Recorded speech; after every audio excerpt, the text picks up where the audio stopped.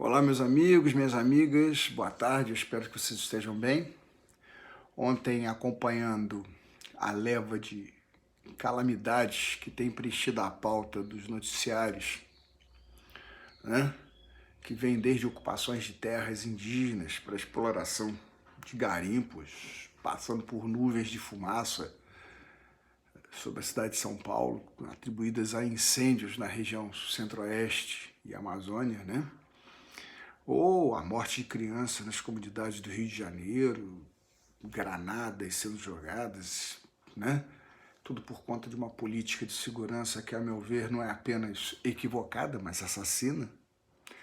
Tivemos o caso do sequestro do ônibus na ponte Rio-Niterói, amplamente divulgado e creio que de conhecimento de grande parte, ou a maioria de todos, né? Que pese os problemas de saúde mental do sequestrador ou das suas motivações, que para mim até agora ainda são desconhecidas, eu resolvi fazer esse vídeo e comentar um pouco. Duas questões, a mim muito caras, né? A primeira quanto à legitimidade da ação policial, que culminou com a morte do sequestrador. E a segunda, sobre diversas manifestações, né? Sobre as diversas manifestações públicas que decorreram da ação e a morte na ponte Rio-Niterói. A ação policial aceita a tese operacional do risco concreto versus o dano menor contra o sequestrador, o dano menor possível, né? Eu creio que se apaziguem as dúvidas de se tratar de uma causa de exclusão de ilicitude, se nós analisarmos que a ação policial, pelo ponto de vista legal, foi justificada por configurar uma legítima defesa de terceiros.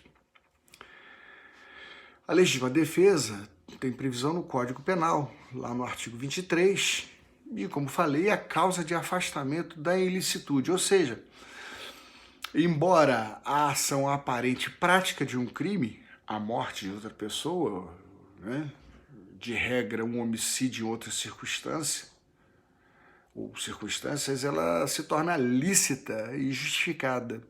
Isso porque, conforme o querer do legislador, representa um comportamento adequado por possuir requisitos de proteção a uma agressão injusta, atual ou iminente, seja contra direito próprio ou de outra pessoa. No caso, a vida dos passageiros do ônibus capturado, caracterizando assim a dita legítima defesa de terceiros.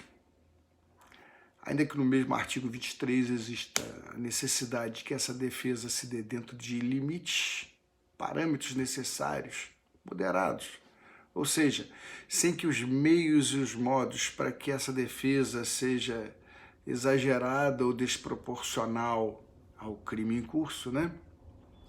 Mas, como eu falei antes, aceitar a tese do risco concreto, juízo de valor que é feito na hora dos acontecimentos, no palco de operações, e mesmo que até agora eu não saiba quantos tiros efetivamente abateram o sequestrador, né? Fala-se em 6, enfim. Por tudo que foi apresentado pela imprensa, me parece que a conduta policial foi dentro dos limites da lei. Até porque a análise da legítima defesa nunca acontece como uma equação matemática com resultados exatos, né? Há sempre uma dose de interpretação e subjetividade da situação, de modo que se deve levar em conta todos os acontecimentos que se desenvolviam para a ação defensiva aplicada. É o clássico caso a caso que tanto se fala no direito. É bom que se diga ainda, né, que a ação policial de ontem não foi resultado específico de uma política de segurança pública, né, do governo atual, mas fruto das atividades regulares de treinamento, protocolos e práticas policiais, que são realizadas assim por anos contínuos. Então, pelo lado operacional, não se pode e nem se devem ser creditados a tal ou qual administrador o modelo de atuação usado pela polícia ontem, no caso, o atual governador do Rio de Janeiro, ainda que agora esse governador tente usufruir oportunisticamente de vantagens políticas eleitoreiras com o trágico desfecho do caso, né? Qual seja a morte de uma pessoa, comemorada com um bracinho para o alto na ponte pelo governador ao descer do seu helicóptero. Enfim, por outro lado, abstraindo os argumentos, né, de legalidade da ação, como falei, para mim, né, configurada a legítima defesa de terceiros, e afastado o oportunismo eleitoral que pretendem obter do caso, né, resta a parte humana que permeia todos os acontecimentos e que assusta pelo rumo que toma, né? Desde ontem, acompanhando as redes sociais, acho que todos nós notamos que parte dos comentários que fluem por elas, ainda que não me pareçam a maioria, mas infelizmente com expressiva manifestação, eu vejo pessoas comemorando a morte de outra pessoa, né? Seja justificando que antes a morte do sequestrador, do que de quase 40 pessoas, outras pessoas que ele ameaçava, que foram poupadas. No caso, inclusive, esse é o argumento da própria legítima defesa, o argumento moral da legítima defesa. Por outro lado, né, com sinais de novos tempos no combate ao crime, né, surgem outras pessoas com essa defesa, e aí nós entramos em outra seara. E qual seria o limite dessas práticas que mais mortes vão justificar menos mortes?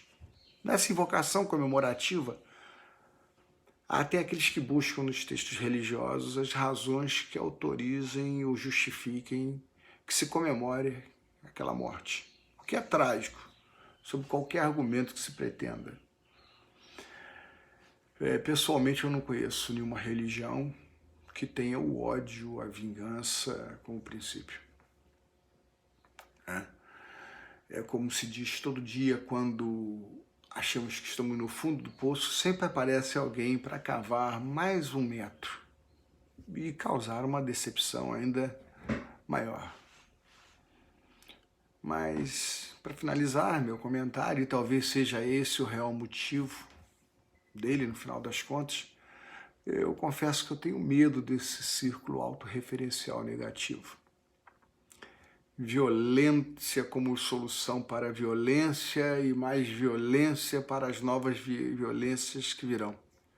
Se a roda continuar a girar para esse lado, na velocidade que vem girando, haverá um momento em que não sobrarão vidas. Vidas suficientes, né, para satisfazer esse modelo de sociedade. Ou, se sobrarem, restarão poucos e importantes valores humanistas preservados nessa sociedade. A propósito do tema, no livro Ensaio sobre a Cegueira, de José Saramago, ele apresenta uma sociedade que chega a esse ponto, onde todos se voltam contra todos em nome de seus interesses. Sociedade dividida em grupos, seus membros pensam somente nos seus proveitos e conveniências, são cada vez mais individualistas e cada qual luta por sua sobrevivência, cegos aos outros sem razões, no sentido racional da palavra razão, que justifiquem suas ações e todos sem nenhum tipo de solidariedade. É nisso que estamos nos transformando ou, infelizmente, já somos e agora apenas estamos sendo revelados? É uma triste pergunta. Saramago está certo quando afirma que não somos bons e que é necessário termos coragem para reconhecer isso? Ou ainda dá tempo para fazer essa roda girar para o outro lado, num círculo autorreferencial positivo?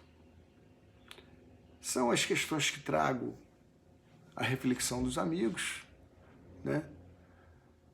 Desejando a todos uma boa tarde.